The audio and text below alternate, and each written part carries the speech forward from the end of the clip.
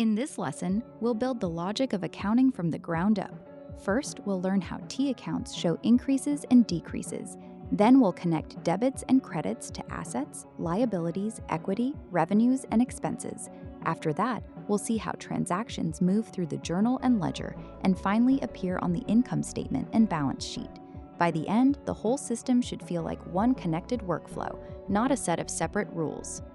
A T account is just a visual way to track one account at a time. The left side is debit and the right side is credit. That does not yet tell us whether the balance goes up or down, because the meaning depends on the type of account. The value of the T account is that it makes each change visible, so you can see how one transaction affects an account before you move it into the journal or ledger. Here is the key accounting rule set. Debits increase assets and expenses, but decrease liabilities, equity, and revenue. Credits do the reverse. They increase liabilities, equity, and revenue, and decrease assets and expenses. That is why the same word, debit or credit, cannot be memorized as always meaning increase or decrease. You have to ask what kind of account you are looking at before you decide what the entry means. The source gives the normal balance pattern very clearly. Asset accounts normally have debit balances. Liability and equity accounts normally have credit balances. Revenues are increases in equity, so they usually have credit balances. Expenses are decreases in equity, so they usually have debit balances. The important shortcut is that revenues behave like other equity accounts, while expenses are debited and credited more like asset accounts. Net income is the difference between total revenues and total expenses. In equation form, net income equals total revenues minus total expenses. That makes income statements a performance report over a period of time, not a snapshot of one moment. If revenues are higher than expenses, net income is positive. If expenses are higher, the result falls. This simple subtraction is one of the central outputs of the accounting cycle. The balance sheet records one point in history and shows a company's financial position. The income statement measures performance over a period of time. That difference matters because revenues and expenses are temporary accounts. At the end of the period, their balances are closed out and transferred to the income statement.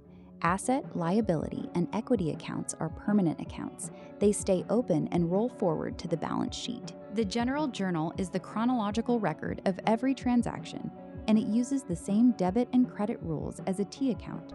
The general ledger is the collection of all T accounts, so the workflow is simple.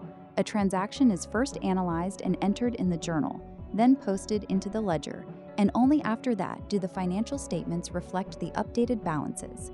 This is the backbone of the accounting cycle. Pete's Pizza gives a clear example of the income statement in action. Revenue is $2 million. Cost of goods sold is $1.4 million, so gross profit is $600,000. After SG&A of $300,000, operating profit is $300,000. Then interest expense of $40,000 and taxes of $104,000 bring net income to $156,000. The chart shows how each subtraction moves from revenue to final profit. To make the accounting cycle feel real, the Wallace Cinema example shows a business handling ordinary transactions and recording them systematically.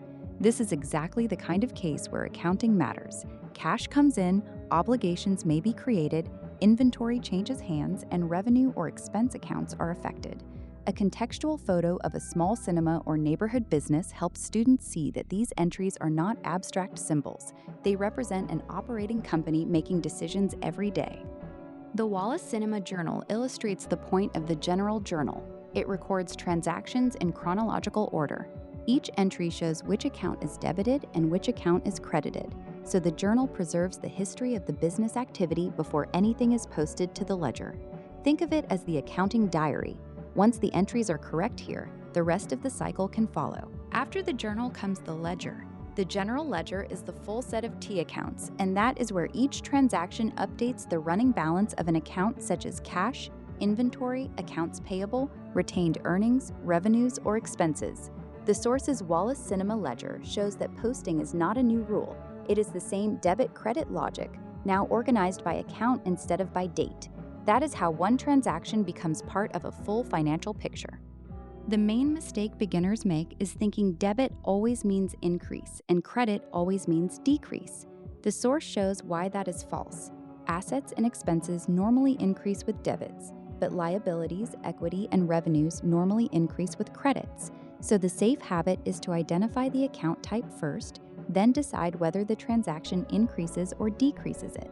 That one habit prevents most early accounting errors. Here's the full workflow to remember. Identify the account type, decide whether it increases or decreases, record the transaction in the journal, post it to the ledger, and let the statements show the result.